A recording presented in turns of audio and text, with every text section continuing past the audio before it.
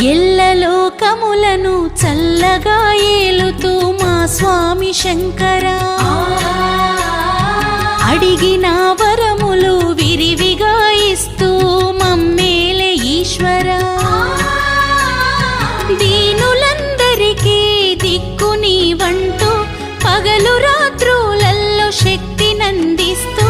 అలసి వచ్చితివా నా తండ్రి శివుడా,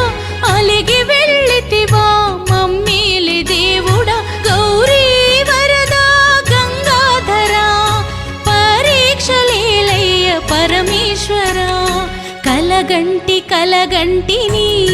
శంకరా కలలో